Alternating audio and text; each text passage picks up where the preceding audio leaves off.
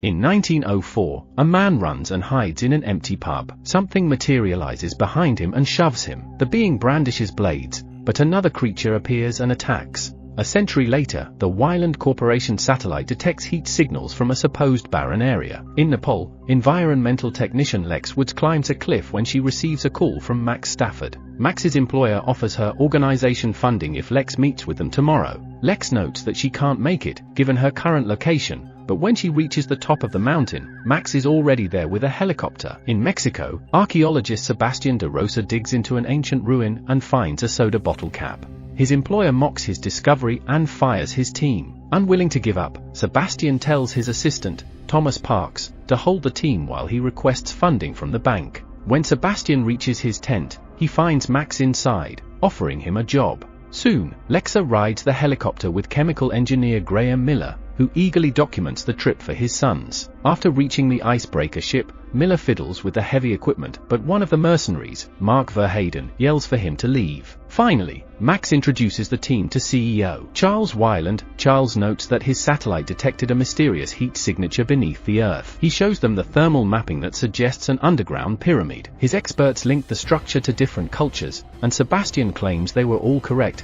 adding that the pyramid may be the first one ever built. With the structure being 2,000 feet under Buvatoya Island, the head of the drilling team, Rustin Quinn, calculates that it'll take 7 days to dig through it. Lex suggests 3 weeks to train the team to survive the location, but Charles refuses to wait in fear of others discovering the structure. Lex argues that they're not ready for the expedition since Buvatoya Island is one of the most isolated areas in the world, but Charles insists that it's worth the risk. Unamused, Lex refuses the job. While Lex is packing her bag, she asks Max who will replace her. She later confronts Charles, telling him that their new guide is inexperienced. Lex defends that people will get hurt if they rush the expedition, but Charles isn't worried. That evening, while watching the Northern Lights, Sebastian asks if they have better chances of survival with Lex or a replacement. This makes her reconsider. Somewhere in outer space, a ship powers up near Earth and shoots a beam of light into the planet. The next day, since she had no time to train them, Lex stresses for the team to follow her rules to keep them alive. Afterward, she approaches another mercenary, Adele Russo,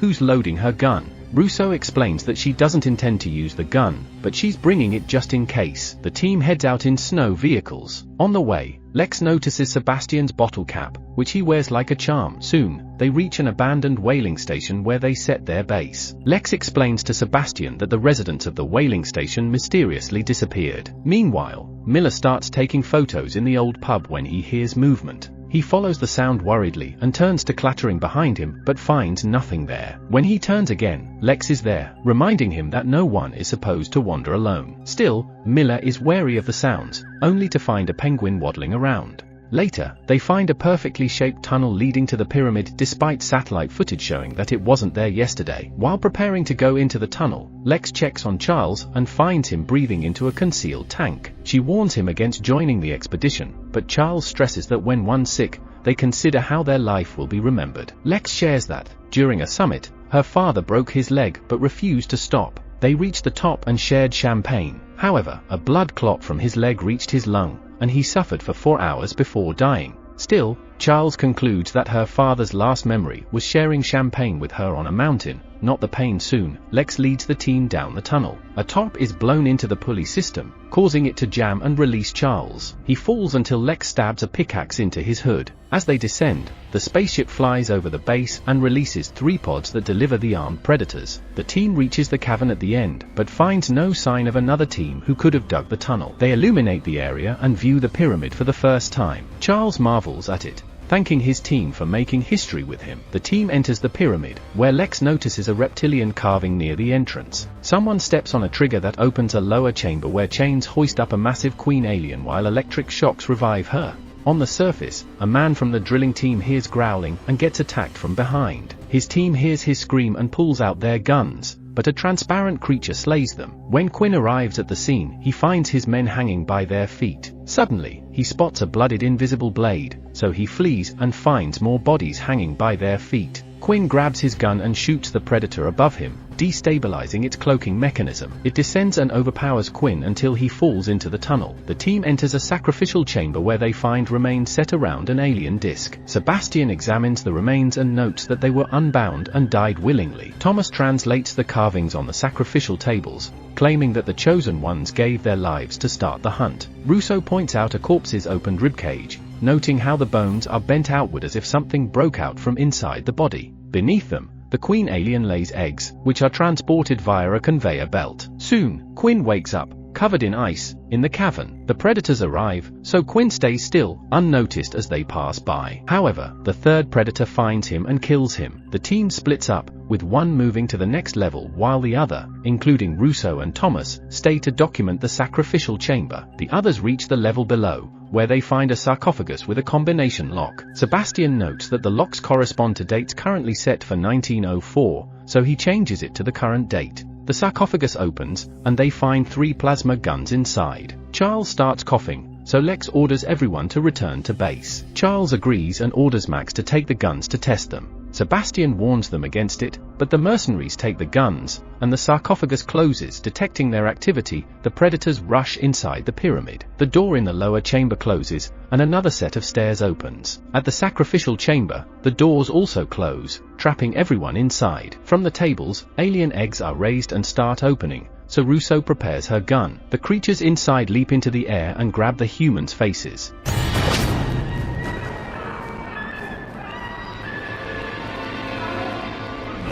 Hearing their muffled screams, the others try to radio them, but get no response. Lex hurries them to return to the surface, while the mercenary team brandishes their weapons. With only the stairs open, they head down. Moments later, Russo wakes up with the dead facehugger next to her. She finds the rest of the team with a facehugger still attached to them. Suddenly, she feels something inside her chest. She starts to bleed as an alien breaks out of her body. Soon, the predators reach the sarcophagus and find the weapons missing. Meanwhile, the surviving team heads down a hall lined with statues. Lex recognizes the weapons on the statues' shoulders as the same ones from the sarcophagus unknown to them. A predator watches them and locates the weapons in the mercenaries' bags. One mercenary walks into an invisible noose that pulls him up. The others only notice when he drops his gun. The team searches around until the predator launches a spear into another mercenary. The men open fire, but the walls and floors suddenly move. They watch the predator leap across, unharmed, while they scatter to escape the moving walls. One mercenary falls into a hole on the floor, while Lex takes the rest on a different path. Miller eventually finds Verhaden, but they get separated from the rest. Finally, the pyramid stops shifting. The trapped mercenary panics as he searches for a way out. He accidentally falls into a tunnel, where he drops his gun. A screeching noise echoes around him, so he retrieves his gun, but finds it covered in slime. Finally, something attacks from above. Meanwhile, Charles finds one of the dead mercenaries and marvels how the alien weapon he carried wasn't damaged. Max castigates him for focusing on that instead of their fallen comrade. Sebastian's watch starts beeping as he realizes that since the Aztec calendar in the sarcophagus is based on multiples of 10, the pyramid may shift every 10 minutes. Just as he predicted, a door opens up. Verhaden and Miller also find a newly opened door, so they enter to find a way out. While Miller continues forward, Verhaden locates his comrade's gun, then hears something screeching. He takes the gun, but falls into a trap door, breaking his leg. Miller finds him, but the trap door closes. An alien looms in the darkness, so Verhaden takes his guns to fight. However, 2 more aliens corner him, and Miller hears him scream just before a 4th alien captures him as well. Meanwhile, the other team walks through a hallway when Charles drops the plasma gun, heaving his breath. Lex tells him to leave the weapon as it slows him down, but Charles insists on not leaving empty-handed, so Lex carries it instead. A predator suddenly shoots a net at Max. When the others try to pull the net off, they realize that it's razor-sharp and continues to tighten around him. The predator approaches, and Lex tries to fight it off, but it throws her back. It knocks out Charles and holds Sebastian by the neck. As it does, it stabs Max, killing him. Lex goes for her axe, but another predator kicks her. The predator brandishes its blade to finish her, but an alien stabs it from behind. Lex watches as the alien lifts it and kills it with its inner jaw. The other predator releases Sebastian to battle the alien. The alien tackles it down and claws at its armor. While they're fighting, the humans flee. The predator kicks the alien off and brandishes its blade, but the alien grabs the predator's leg, knocking it down before jumping over it. However, the predator cuts its tail, spraying its corrosive blood that damages its blades. The predator tackles the alien and slams it against the pillars before throwing it. The alien sprays its blood, damaging the predator's armor, so it removes it. Suddenly, the alien disappears. As the predator searches for it, the alien jumps from above, but gets caught by the predator's net and crashes into the lower floor. While the predator aims for the kill,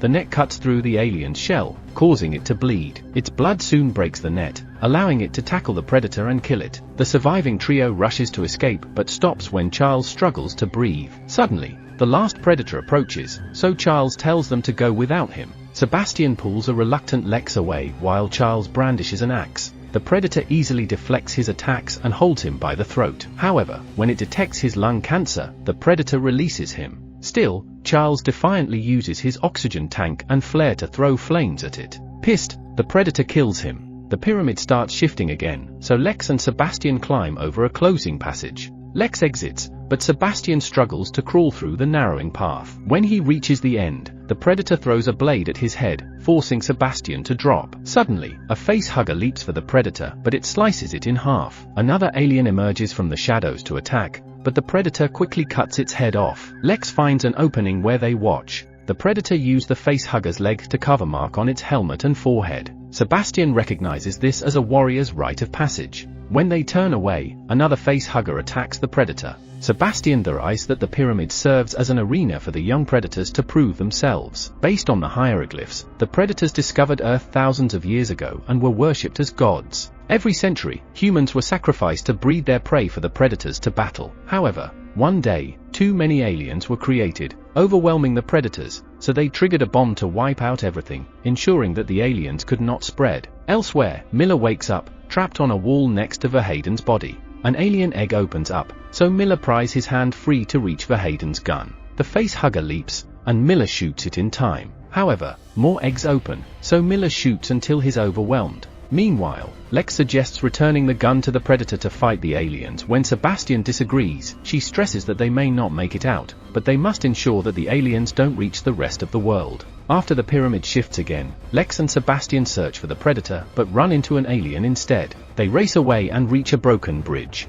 Sebastian jumps to the other side, but the bricks collapse under Lex's steps. Sebastian grabs her before she falls, but the alien captures him, leaving Lex behind. When Lex climbs over, she only finds Sebastian's bottle cap. Lex ventures on her own, but ends up at a dead end. The predator finds her, so Lex tearfully begs it not to attack and offers the weapon. An alien appears behind the predator and tackles it, causing the predator to drop its spear. The predator throws the alien aside, but it leaps towards Lex. Lex takes the spear and stabs the alien. The alien swings its tail at her, but she dodges until it stops moving. Lex holds on in fear, but the alien wakes up and tries to reach her with its tongue before succumbing to its wounds. Lex sees that the predator has installed its weapon into its armor. It detects aliens from afar and shoots them. Suddenly, the queen screeches, and the hidden, scarred alien returns to her. The predator retrieves its spear and turns away, but Lex insists on joining it. The predator carves the skull of the alien she killed, then breaks its fingers to show how its blood is corrosive to everything except its own shell. The predator creates a shield for Lex using the alien skull and a spear using its tail. Meanwhile, a group of aliens return to their mother and begin wounding her to make her bleed onto her chains. While tracking down the aliens,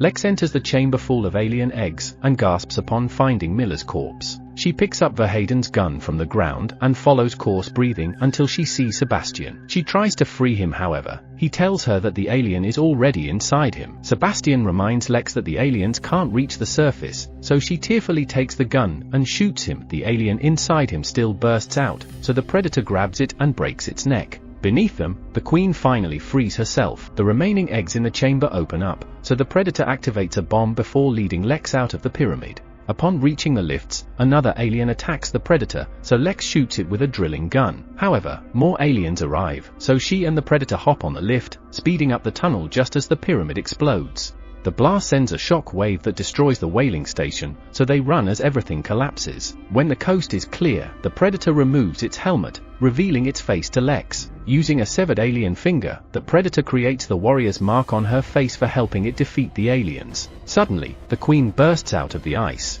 The predator throws its weapons at her, but she knocks it back with her tail. Before the alien can stab the predator, Lex stabs her with her spear. Lex runs across the whale skeletons as the alien breaks through. She reaches a tank and crawls under. The alien breaks the structure to reach her, but the predator leaps up and stabs the alien in the head. Lex notices the alien's chains, so she and the predator pull them to attach to the tank. However, once Lex ties the chain, the alien stabs the predator in the stomach. Lex grabs a shovel to unhinge the tank, finally sending it and the alien into the icy waters. Lex checks on the dying predator when others materialize along with their ship. Seeing her warrior's mark, the predators spare her and take their fallen comrade. The leader gives Lex its spear, then heads to the ship to leave the planet. As they're returning home, the fallen predator rests on a table when an alien bursts out of its chest.